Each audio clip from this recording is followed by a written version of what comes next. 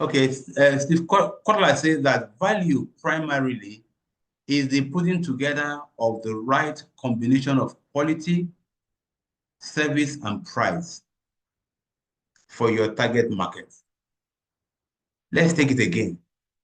It is primarily the putting together of the right combination of quality, service, and price.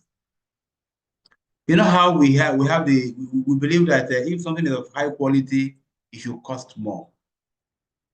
Okay? And if something is of low quality, it shouldn't necessarily cost more.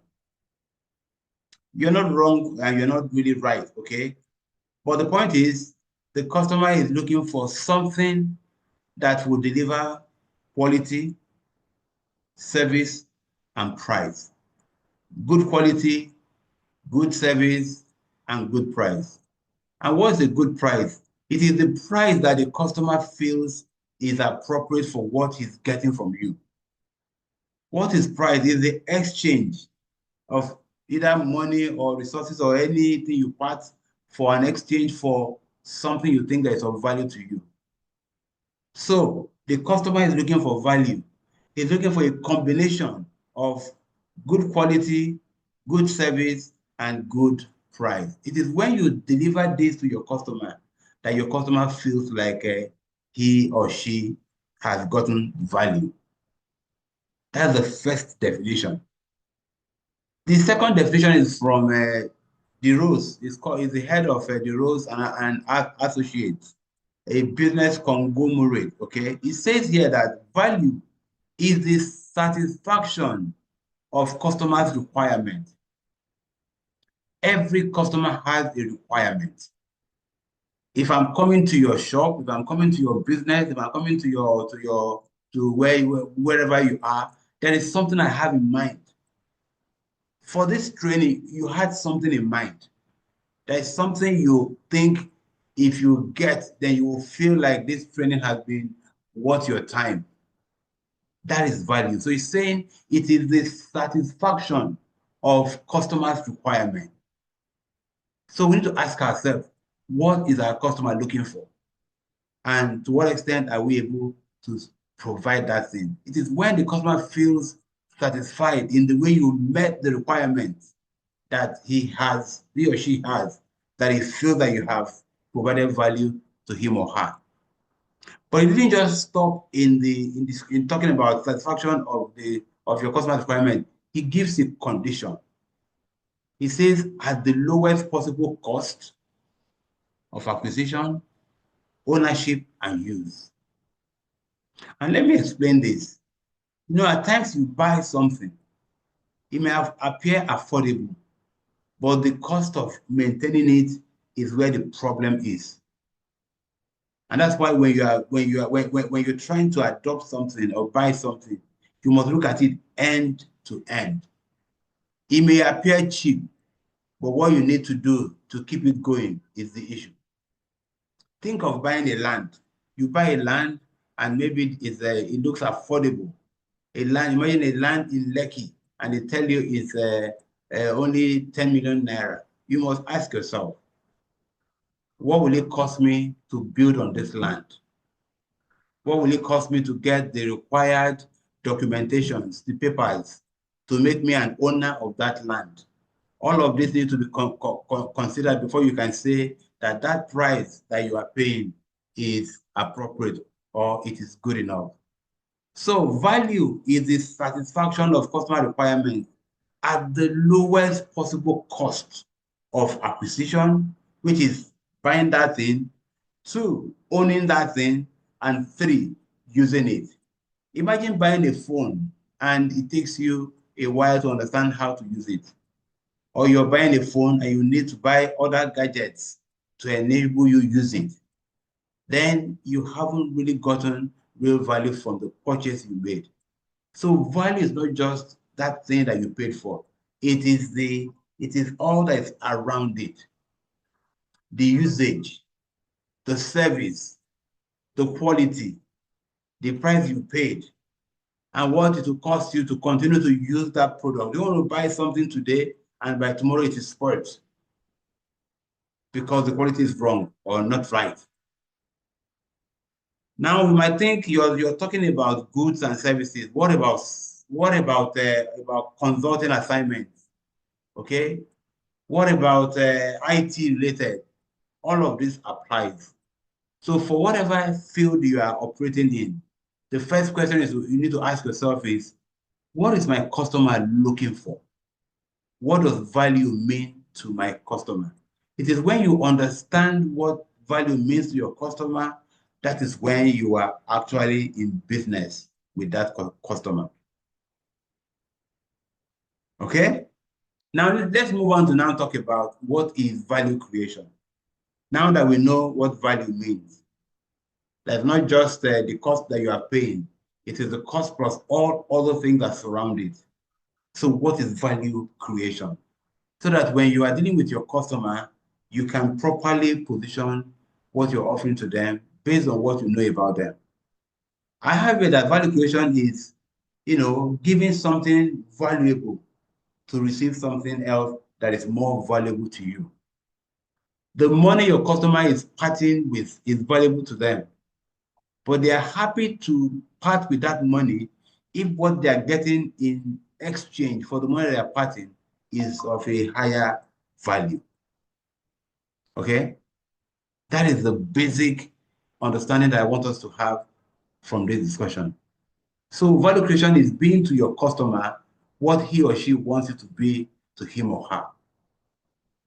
If your customer wants you to deliver on time and you are spending time packaging it and it comes late, have you delivered value to your customer? Have you created value for your customer?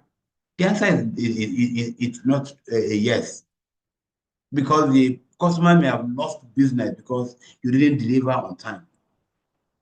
If the customer values high quality and is prepared to pay any amount for it, and because you want to make some money, you deliver something that's of a substandard, have you created value for your customer? The answer is no. And even if the customer doesn't notice it and buys it and goes away, he will come back to complain. And you don't want to have a complaining customer in your hands. So value creation should be the primary aim of your being in business. That is, you are in business to be to your customer what he or she wants you to be to him or her. That should be the reason why you are in business. Whether you have 1 million customers, or you have 1,000 customers, or you have only one customer, that customer has a value expectation. And it is your ability to meet that value expectation that makes him or her feel that you have created value. So for value to be created sustainably, your business must have clear and tangible motivations for being in business. That is, why are you in business? You are in business to create value that anyone can voluntarily and intentionally pay for it. It is when you have that status, that proposition, that you can say, indeed, I'm in business. So, having done that, to make this happen, you must understand the concept of value drivers. Because if you don't know what drives value in your industry, you'll be doing what you think you want to do, but it's not delivering value for you. Let me give you an example. If you are in an online business where people place orders, okay, and they expect delivery, they're expecting that what they saw on your website and they place the order for it is what will be delivered. There are instances where you see the delivery and what is delivered is different from what you think you saw on the website or on the e-commerce platform where you ordered. Okay, so you need to ensure that in your type of business, in online business, for example, quality is important, consistency is important, okay, affordability is important, and timely delivery is important. These are all value drivers for that kind of industry. If you're in the fashion industry, okay, you would need to ensure that the product that you're selling are trendy. You don't want to be in a business where what you are offering are outdated. No. So your fashion business, you are selling what is contemporary. You are selling designs that people want to identify with because that is what is in vogue. Okay. You are stylish. Okay. And then of course, the finishing of your product is good. And then your delivery timelines is acceptable.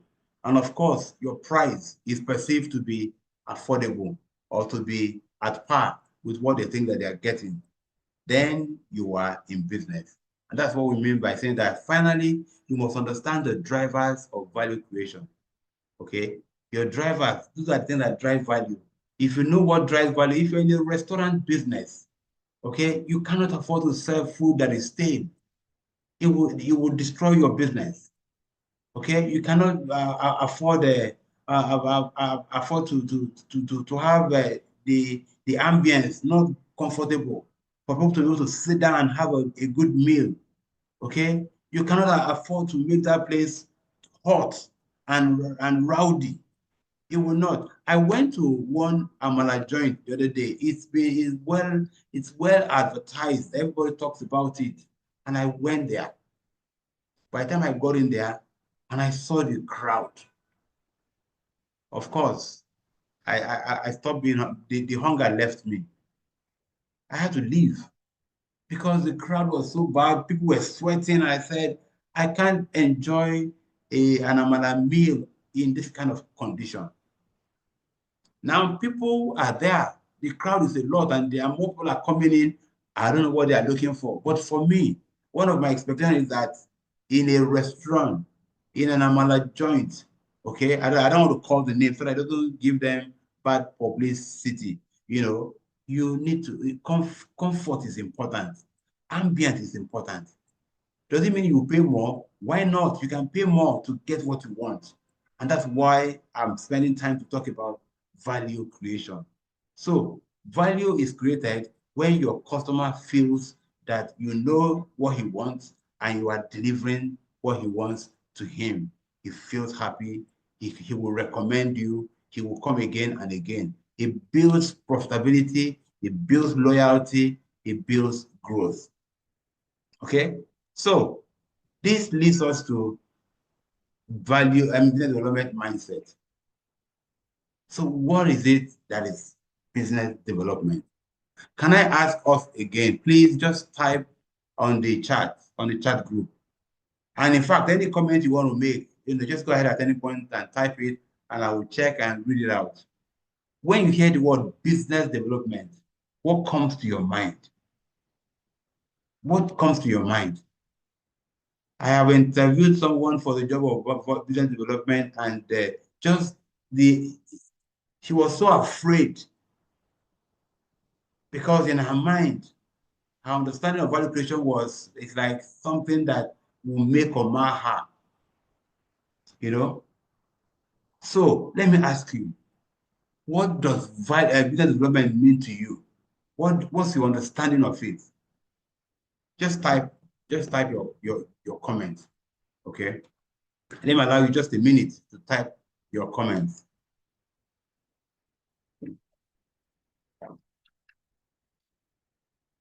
Rose, check. Are there comments? If there are comments, let me give you a minute to read them out. Hello, Rose. Okay, sir.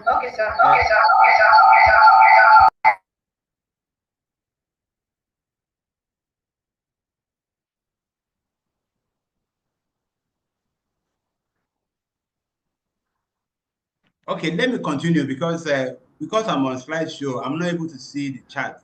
But let me continue. Okay. Yes. So Can I read? yes, go ahead. Okay. From Titilayo. Okay, she said branding.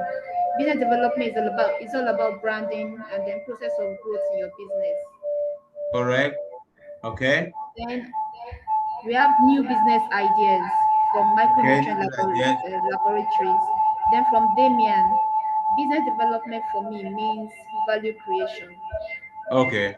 And from Mr. Excellent. Jason, it's about client acquisition and retention Excellent. and sales Okay. development. That's Thank you me. very much. Okay, thank you.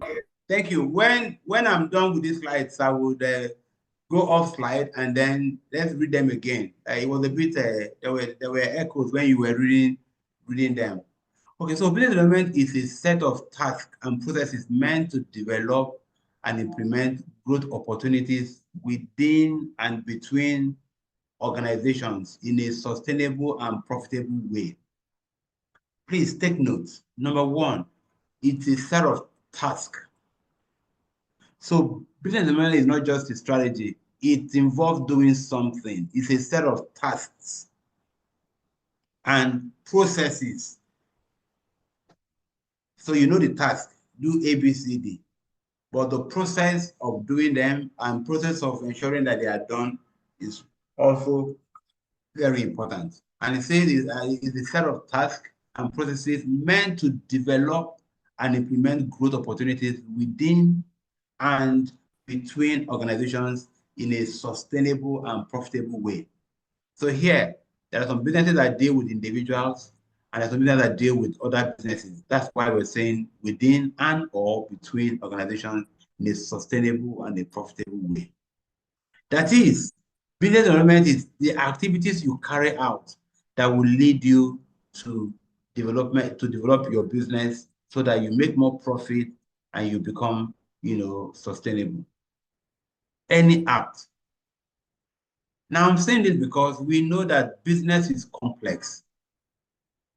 The complexity of business has exploded in the new normal after COVID. After COVID, and we now got into digital transformation. A lot is happening that has made our businesses look at things slightly differently. People work, you have all kinds of work mood and so on.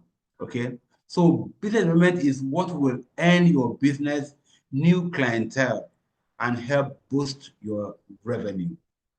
That is those tasks you carry out, those processes that are in place that will help you develop and implement your growth opportunities are what we call business development. So let me take it again. It's about a set of tasks.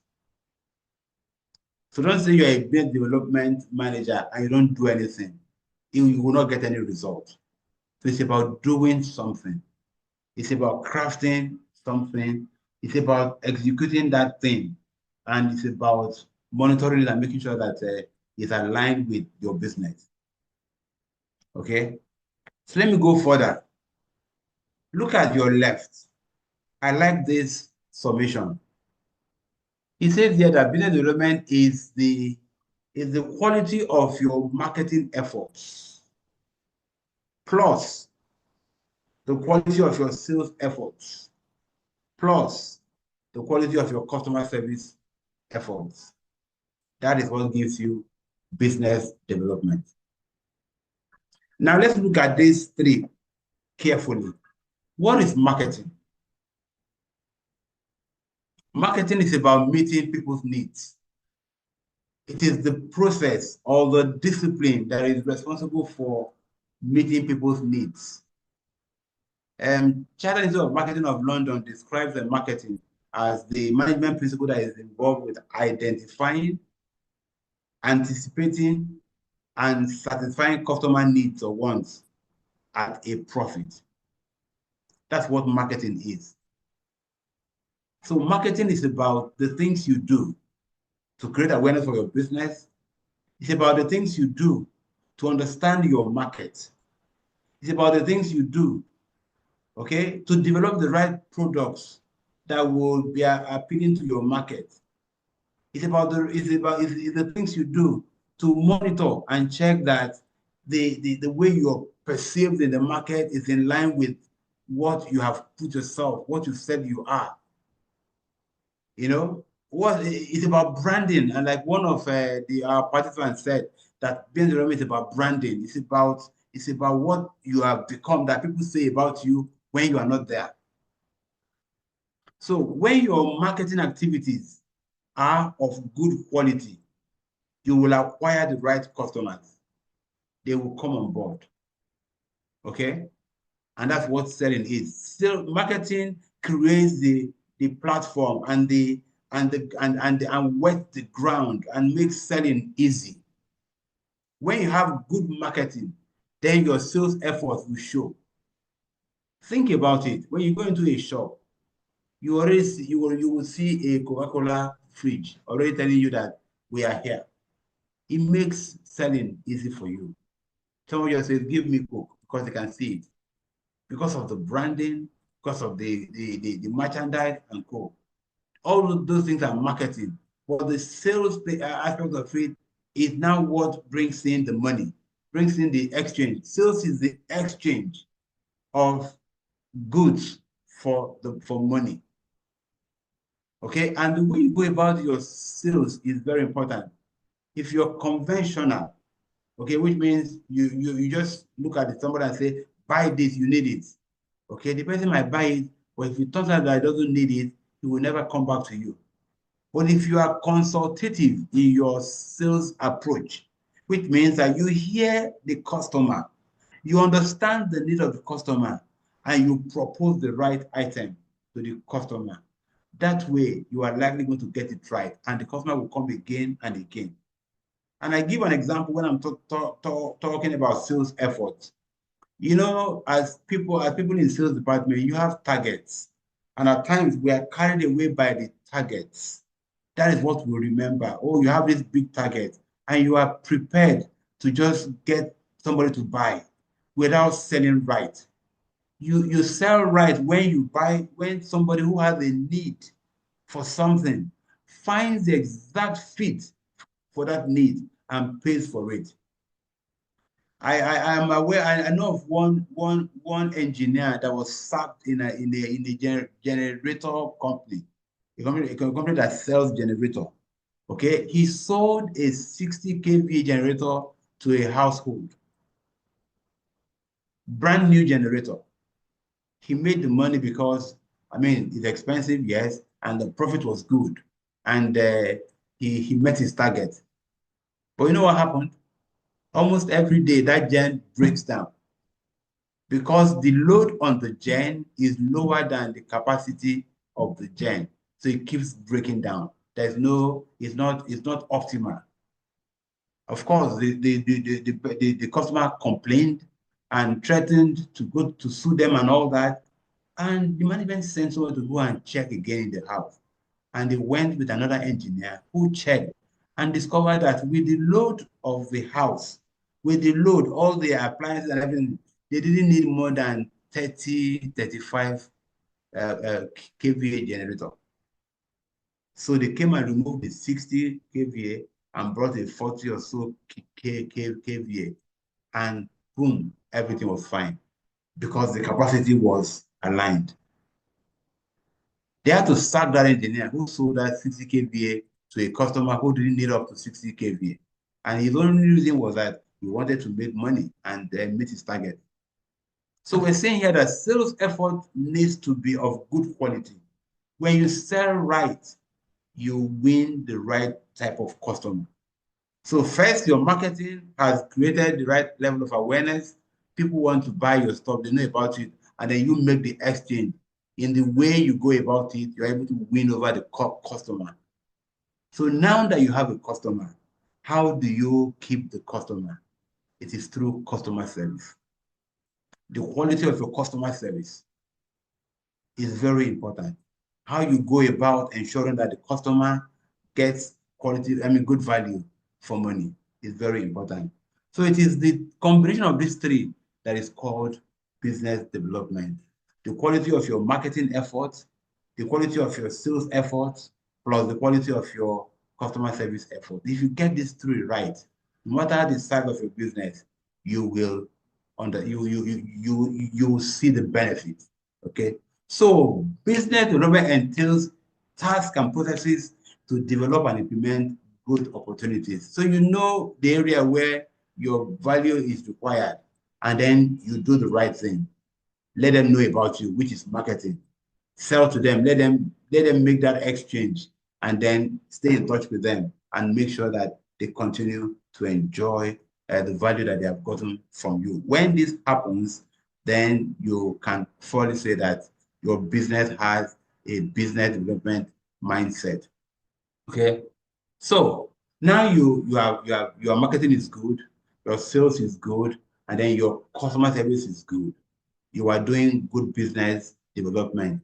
But let me ask you, you need to now have some tasks and some strategies that you would or you will work with that will ensure that you continue to build on what you have. And that's why I want to talk about top practical strategies for growth and for profitability. The first thing you must do is to define your business goals. You must know what you want to do and what you want to achieve, and break them down into measurable objectives. Okay, that are smart, they are specific, they are measurable, they are actionable, they are realistic, and of course they are time bound. You don't just say I want to. You will say I want to do this within a given period of time. Okay, that is number one strategy that you need to make sure that you have a clear definition of your business goals. Number two is research. You must research your market. You must find out this market, what do they want? What are they lacking? What will make them tick? What is it that will make them excel in what they're doing? What are they prepared to put their money on? So that what you are proposing to them in terms of sales will meet their exact need. Now, I don't know how many of us invest in market research.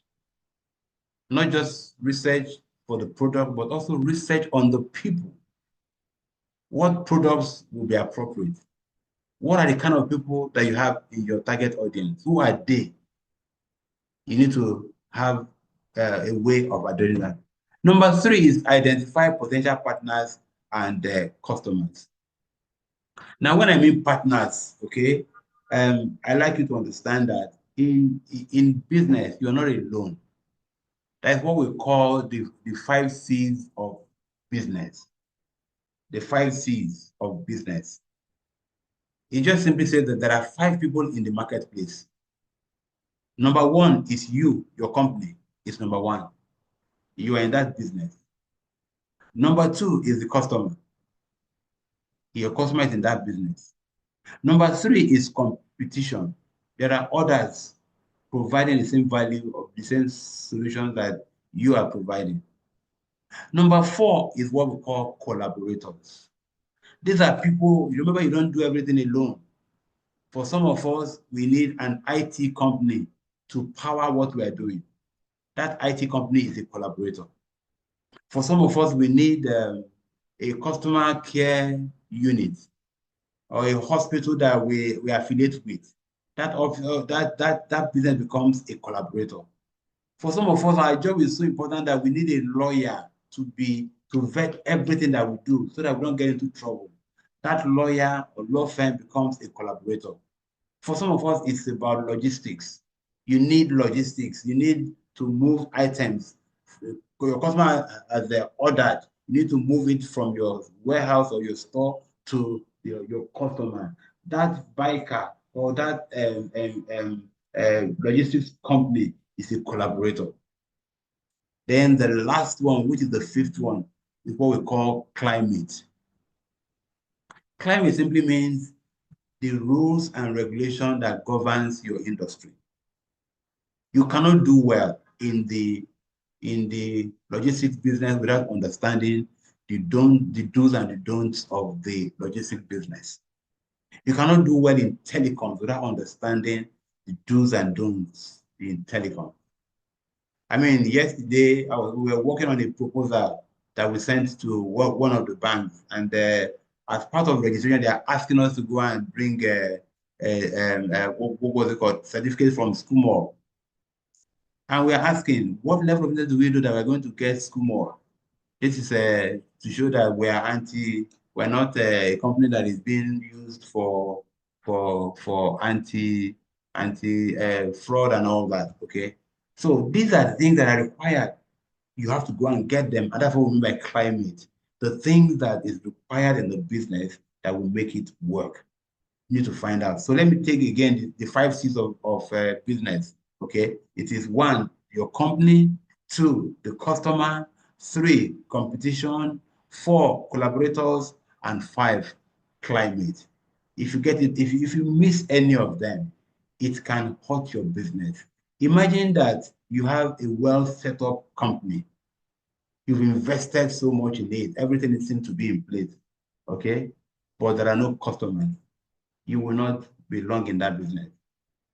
So you need customers. But don't forget that there are competitors who are gunning for this same customer that you have. And you have to make effort to keep your customer. So that keeps you in check. Then think about your collaborators. Imagine that you need logistics to fulfill your deliveries. You may be good. You may have good products. You may have taken care of every other aspect. But if the delivery man messes it up, it comes back to hurt you because they don't know the delivery man. It's you that they know. So you must be careful in the way you choose your collaborators and make sure that you have clear SLAs that is driving the business so that they can do what they need to do for you and at the right time and for the right with the right quality of service delivery. And then finally, climate. Understand what is required to do business in this area that you are operating. You cannot be in a food industry and not understand that you require some safety checks, some sanitation type certification, and so on. If not, they will shut down your business. So that is that about identifying potential partners and customers. What about building relationship? Business thrives on relationship. People will excuse you if they've built a relationship with you because they know they can relate with you. It is built over time. Let's talk about network. We cannot do without networks. You need to build networks. Depending on the type of business that you are doing, your network is a big and an important part of your business.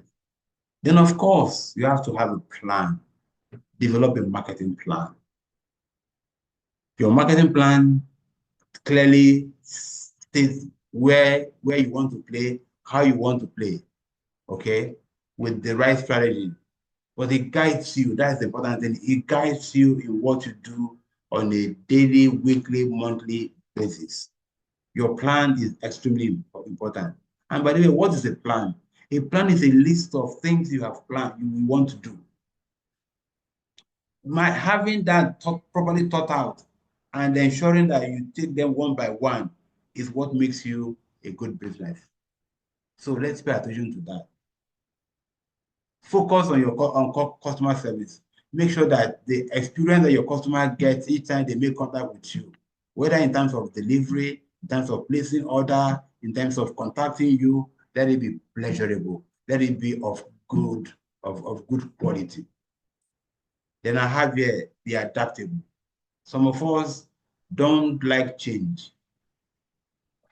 We get frazzled, we get disturbed and distracted once there is anything that is different from what we know. Okay? The market is changing. The dynamics is not the same again. It's evolving. Even our customers, they're evolving. Their needs are evolving. Their expectations are evolving. You as a business must follow that trend that your customer is following so that you can be to them what they want you to be to them, which is the value creation that we defined. So be adaptable, be adaptable. Understand what is new. Understand the move. Understand the shift in the demand curve.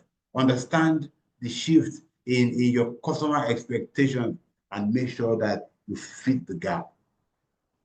I'm coming home gradually now to say competition, they are there. So that's competitive landscape. You cannot operate as if you are the only one in your business type, in the type of business that you are doing. You are a tailor, you're not the only one. You are a car manufacturer, you're not the only one. You are a paint manufacturer, you're not the only one. You provide consulting services, you're not the only one. You do training, you're not the only one. You are into IT, you're not the only one. You need to understand what is happening in that competitive environment What is A Kind of offering being that is a different from what you are offering? What are you offering and what are others offering? And how good are you? How are you perceived?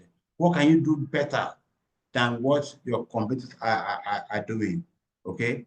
These are things you need to pay attention to. And then finally, I bring up the issue of feedback. Customer feedback is extremely very important. It can come in the form of complaints. It can come in form of just suggestions. But in whichever form it comes, it's a feedback. Take it and work on it. It can be the one thing that can unlock opportunities for you. Feedback is very good. Some of us are we are very skeptical about feedback because you don't want someone to tell you that you're not doing the right thing. Please embrace feedback. Take it on, hear it out, and then see how you can improve on what they've complained about. And what they said is good, take it off. So feedback can be both positive and negative.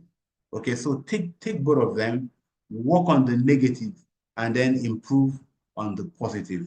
Okay. So as we start to wind down, I'm talking, let's look at strategies for growth.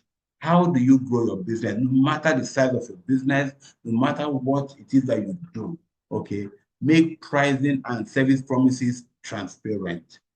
Some businesses have lost out because they were what customers perceive to be hidden charges. The moment your pricing and your service promise is not clear, okay, oh, I thought you said I could have 2 days, but on the small note, it's 1 day. And I come back and say, oh, sorry, that the time has lapsed. Make it transparent. Let people understand what they are getting into when they do business with you. Number two, have a service culture. When we mean service culture, it means that everybody in the business understands that service is our strongest point, both from the megad to the MD. That's what we mean by service culture. That is, service is our way of doing things. We serve our customer. We will go to any length to serve our customer. When you have this, then your customer experience, your business development strategies will work for you.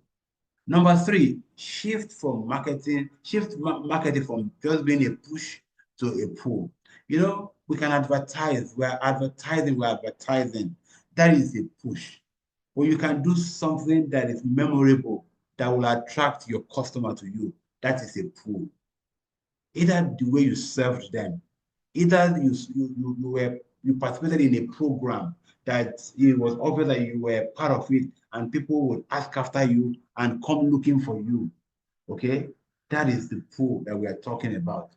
Then develop a flexible customer relationship programs.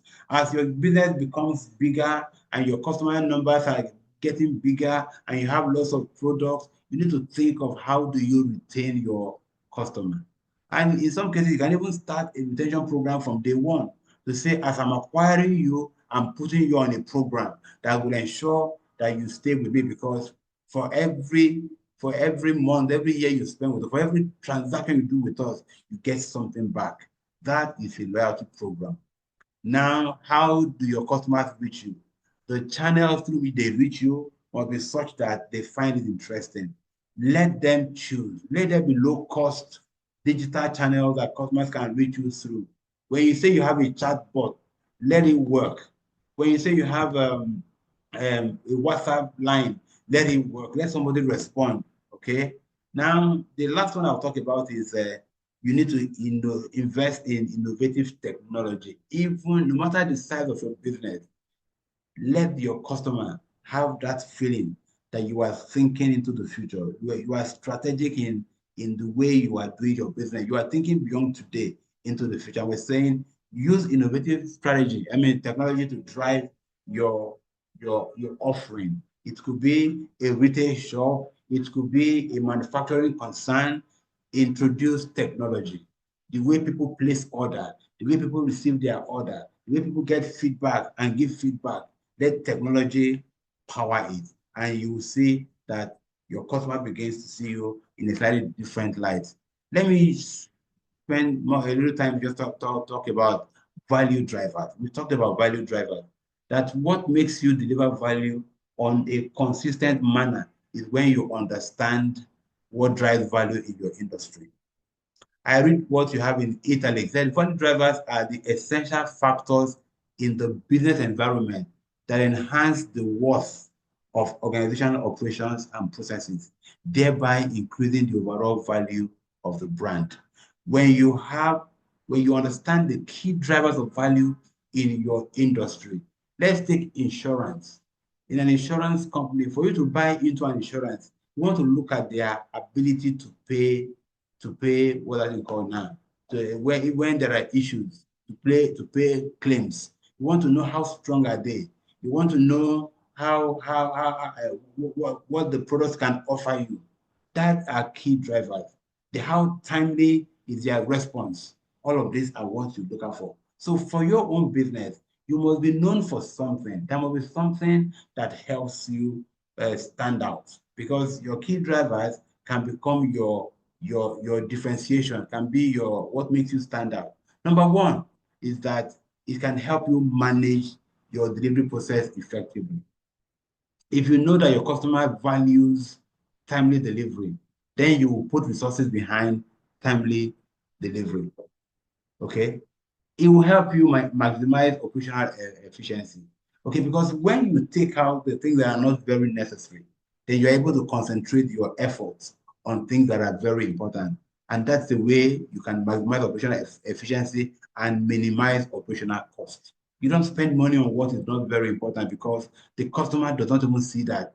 The things that affect the customer is where you should actually put money behind, so that it delivers value to the customer gets the benefit, and they talk about you. Okay, now talk about attract and retain employees and customers. Your employees are a very important aspect of your business, and they play a very big role in your value creation chain. They play a very big role. You can't say you have a company without the people that work there. They're the ones that make things happen. They must understand the business well enough to want to deliver the value that you are promising your customers.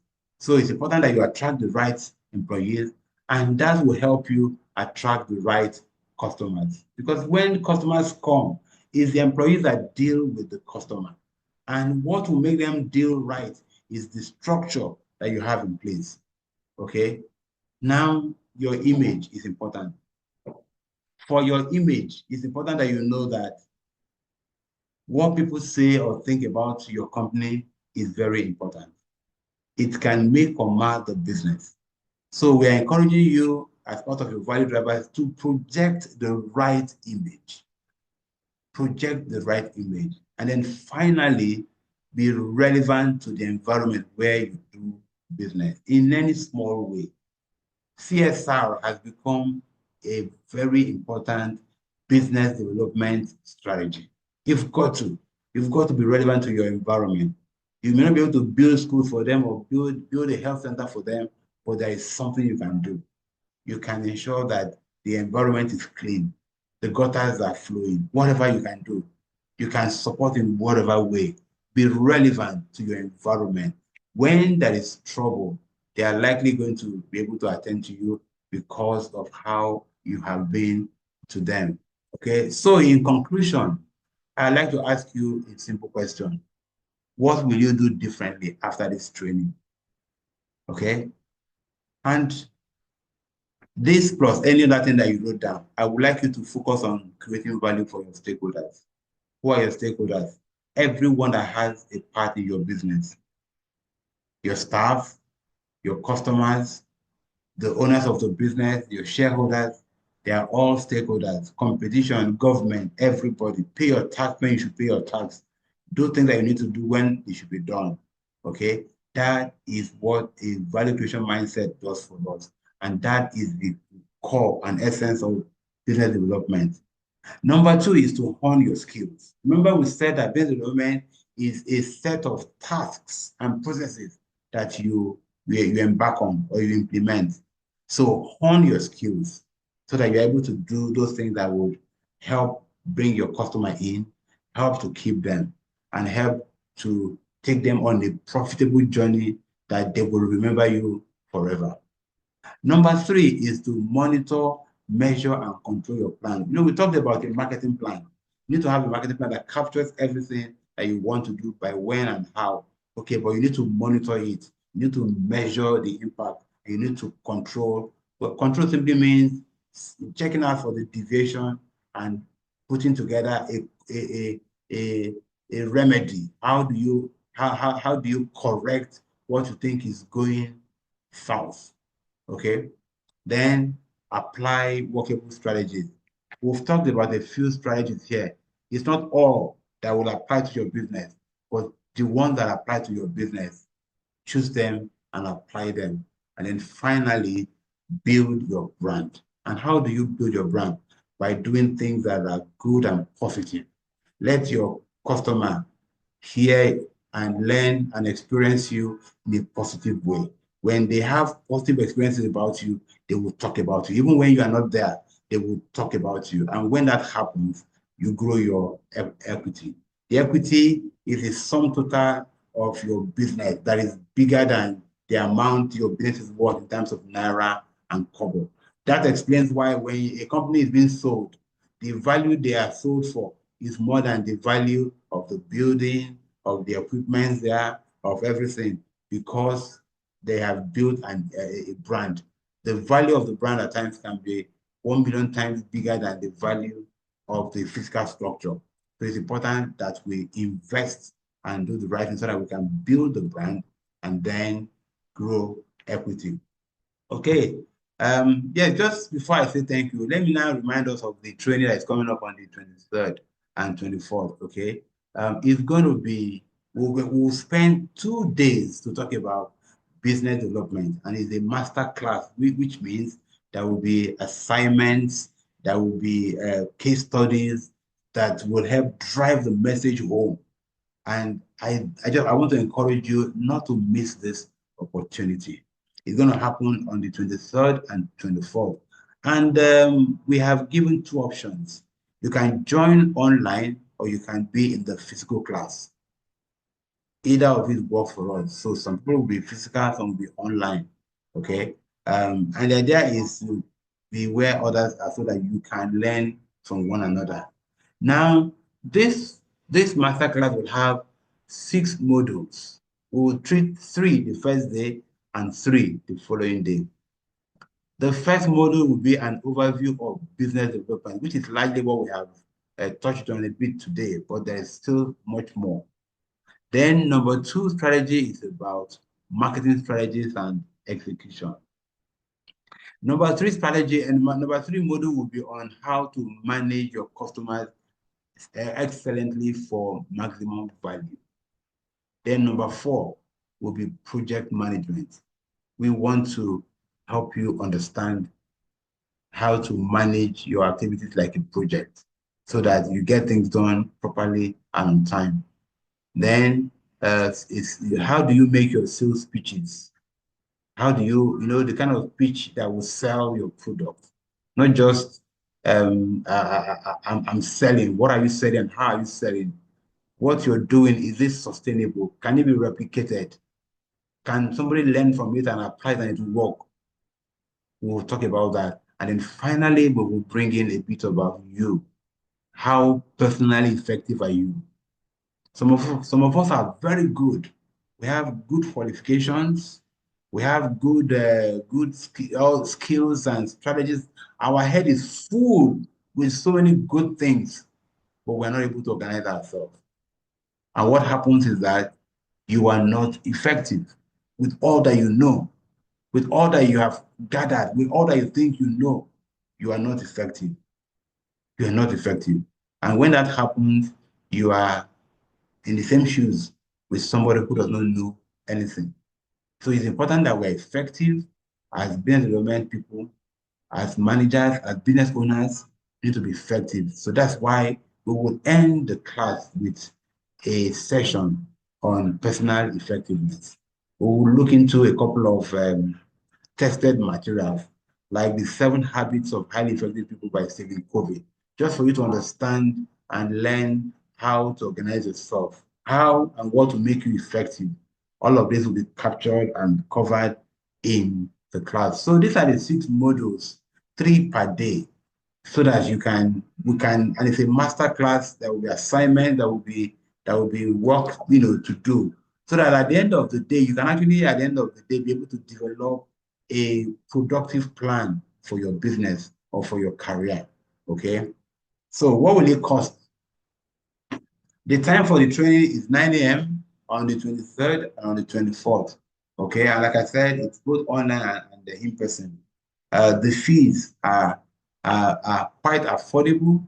For the online, it's 80,000 per person, and for the physical class is 150,000. Remember, for the physical class, we'll give you tea break, we'll give you lunch. That's why the cost is more. Okay, and then, but again, somebody reminded me this morning to say, look, these guys who made out time to attend this webinar, we should still give them something. And I said, yes, let us still allow you 15% discount because you have been a part of this webinar. Okay. Now, at the end of the webinar, you will not just only learn, but you'll also get a certificate to show that you completed the course. Okay. We have had people who have attended this course, and it has propelled them into different careers and into doing well in their businesses. Because at the end of the day, you would have learned proven strategies. You would have learned things that are actionable techniques for business growth and for expansion. So as a business owner in this class today, in this webinar, I encourage you to ask for more information so you can attend, and not just you alone. Think about your guys, your top guys, and there will be discount for group discussion, for group registration. Okay, because we just want you to get the best out of this. Okay, Rose will be in touch with all of us to ensure that our needs are met. I will stop here and I'll say thank you.